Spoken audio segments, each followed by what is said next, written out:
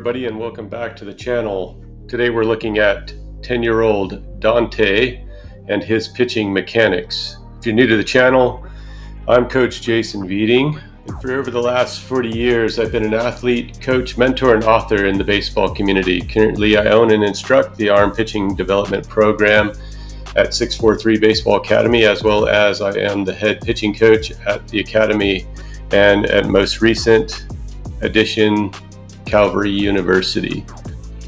So today, a couple of things to think about when we go into pitching analysis is that these are my viewpoints to pitching and conducting pitching mechanics. If you have comments or concerns, you can throw those into the comment section below. All coaches have their own thought processes behind pitching mechanics. This is just mine. If you follow the channel along and you have a very clear view of my mechanics and how I like to conduct things or how I see things going in this space. So we're going to look at some core points. We're going to look at balance and posture. Sometimes we look at set stance, but we'll look at balance and posture, and then we'll look at stride length and direction. From direction, stride length, separation, and then we'll look at arm action and timing. We'll look at efficient energy transfer, the transition phase from the hips, and then we're going to look at the follow through and deceleration phase in completion of the throw and the pitch. So those will be the core points that I'll touch on. I'll try not to keep the video too long, just to give you some frame of reference if you're out there coaching, what to look for, maybe some things that you can help with your team or your athlete going forward. So as we dive into Dante here, let's go ahead and play the video out for you guys. Take a look and see what we're looking at. It looks like some sort of Little League or Rec League stuff. Okay, all right. So what do you guys think so far? Let me know in the comments below. All right, so let's start in on the mechanics. All right, so this is a semi-rocker step. I remember doing this in Little League over in West Sacramento, California, when I was about Dante's age, and it was always that side rocker step. Doesn't matter to me, it's fine if that's the way he likes to get on, and let's do it. So let's look at the load point and the balance posture piece. So from the load point, the camera angle is a little bit far away, so I'm going to do the best of my ability here on this.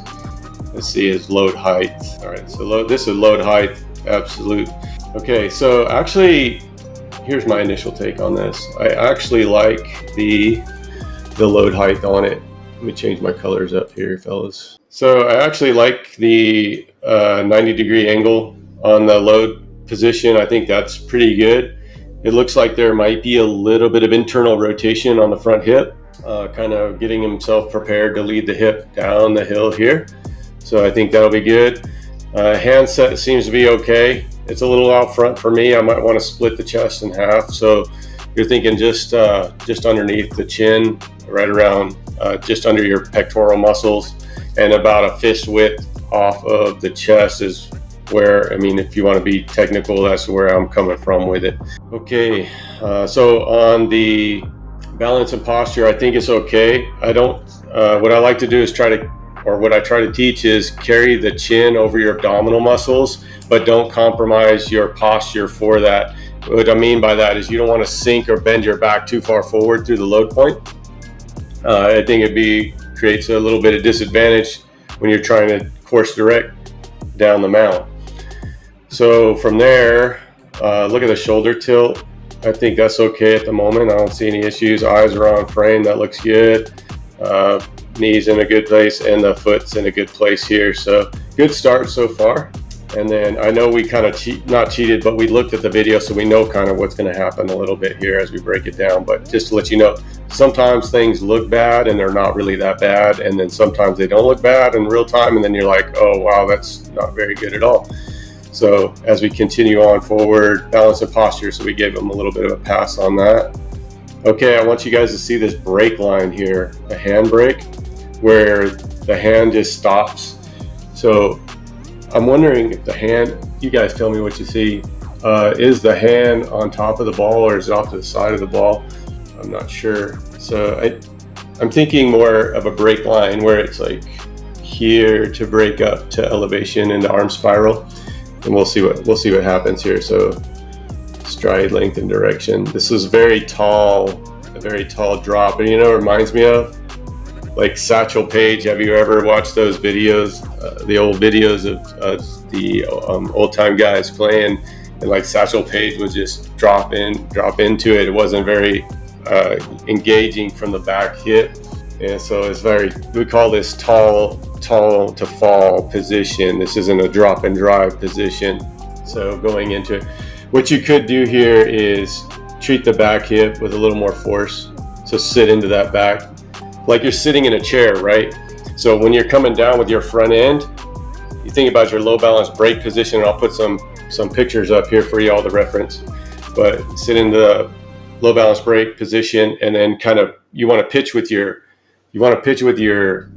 glutes behind your heels, okay, and not let anything drift. But in this case, he's just kind of falling down the mound, so he's not really losing the direction of it very well. Sometimes when you hit that back hip hinge and drive forward, younger guys that aren't strong enough to handle that position can fall out of direction with it a little bit.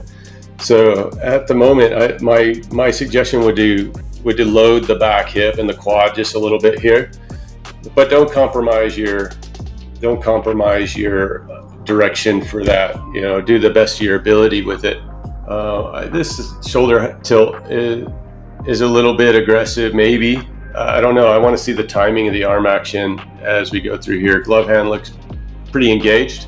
I just did a video on that. If you guys want to check out the video, active versus passive glove hands and why that matters, or does the glove hand even matter when you're throwing or pitching a baseball. So it looks to me like the hand is somewhat on top of the baseball, so we're going to say okay at the moment. Eye still on direction. So right now what I'd like to see is just a little bit more glute engagement here in the back hip. All right, yeah, it's just kind of a fall into position. So once we hit front foot strike, we're going to go to stride later, but your stride length for point of reference should be around 85 to 100% of your height.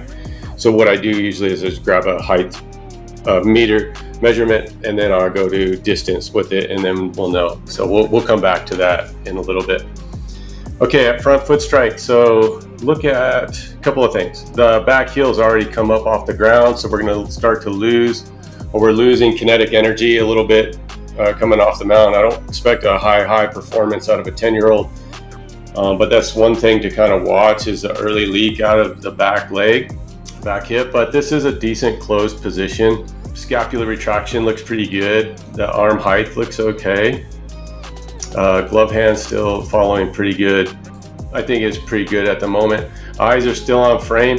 One thing to note, so like and I'm gonna go back to this. So when he's falling here, what he's not doing is really going into external rotation here on this hip.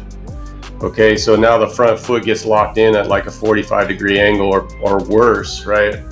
Let's see what it looks like when he's touched down here, and it just collapses, but I want to pick it up a little bit sooner here. Right there, that's good. So see this angle here where it bends down and in? The knee joint is not very friendly going on different angles, right? It likes to work one way, this, forward.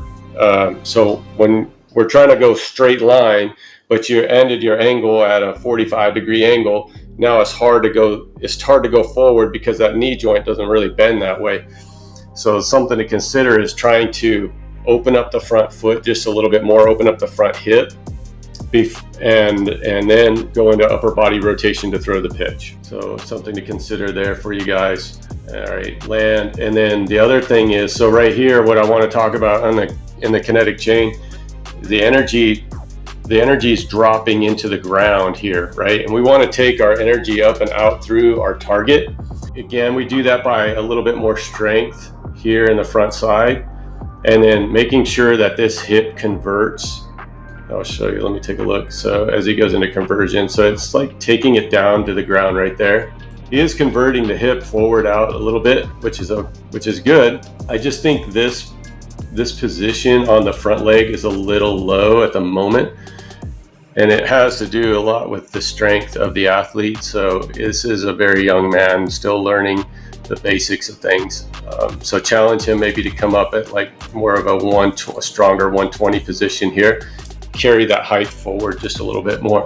I like where he's trying to arch the back here. That looks pretty good. A nice little external layback on the shoulder, so we're getting back here pretty well. That looks good. I want to go back to arm action real quick. So we're braked, and it's let me see the elbow. This is why when you guys want to send me a video, by the way, I don't need slow motion. The software does the slow stuff for me. So if you'll just shoot a pitch or 2 pitches and send them over to me, then it makes things a little bit easier. When it goes slow-mo, then it's extra slow-mo, and then I got to try to figure things out from there. So anyways, and then also make it horizontal if you're going to send me a video, not the vertical ones, just because of the layout of this in the format. Appreciate you guys. Thank you. All right, so on the arm action, I actually like his arm action. So I mean, it's a little like I said, it's a little old school to me, like really, really old school, but it's kind of cool. I like this, man. Good job. We go to the throwing triangle here in a minute. We'll go into, okay, the glove. He's handling the glove hand pretty well, but there's no trunk engagement or no lumbar spine engagement. There's no extension through the release of the pitch, right? So the release height is really, really tall here, right? So if you guys have followed the previous videos, so yeah, I do this throwing triangle, right? Okay, so it'll go like, here's his throwing triangle right now. So it starts up from the back end here, and then it comes out this way, and then where's the release point at? I want to see the gap close. Ideally the back leg would be nice and straight here, like this, and then his back, and then his arm would be following, head would be here, and then his arm and the throwing window would be out here. Maybe not quite that far, but maybe 6 inches, 8 inches over your front foot would be more ideal. And that also depends on how strong you are in your back muscles and then in your front hip. So as he's taking that energy down, he's collapsing up here, and then he has to compensate by using the arm more to throw the ball versus letting his body transact or conduct the pitch.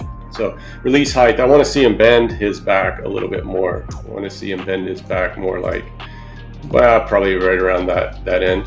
So he's a little work there. Continue on forward.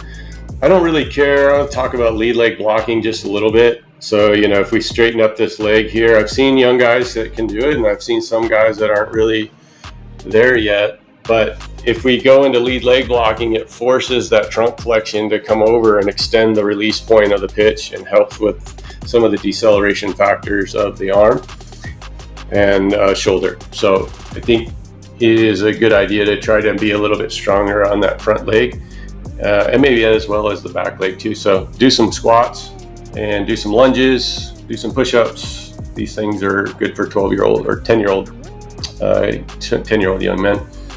All right, let's go into throw deceleration piece, follow through. So everything's really rounded here, guys. You're taking everything off to the left. So again, it has to do with not hip issue, but hip strength, core strength. He just doesn't really have that much right now. And he needs to be challenging himself to work a little bit more forward with the pitch. Not crashing off to the left. He did a pretty good job stacking up or squaring up with the target, I thought, to begin with, but now it's kind of settling in and everything. The energy is just really soft for me. And then on the follow through with the arm, as we go through, it's doing okay on the deceleration. There's a little bit of cut there, but that doesn't bother me that much. And what I'm saying is cut like this, but it's not, he's trying to cushion the blow down in a way. It's okay. It's just a little untaught right now at the moment, and you're doing your best, dude. You're 10 years old. What do you expect? So anyways, there's a couple of points for you guys. I'll throw some pictures up there, you guys. Hopefully it's saw or passed along. If you want to submit a video, the email's up you've seen the email in the video. Appreciate all of you guys tuning in and watching the video analysis as I break down, and hopefully I'll get to your video soon. I'm going to start cranking these out, guys, because I'm getting behind, and you guys are submitting in these requests. So I'm going to try to get to them as fast as possible for you going forward. So you may, see a video a day or something that may be a little uncharacteristic of me. And then also, guys, if you are following the channel, I've got my new video podcast that I've been putting out. Is called Arm Talk. I did my first video last week. If you guys want to check that out, it's about recruiting and the national letter of intent with Coach Mick Simpson over at Calvary University. So anyways, hit me up if you guys got any questions. Appreciate all of you. And until I shoot the next video, I'll see you guys next time.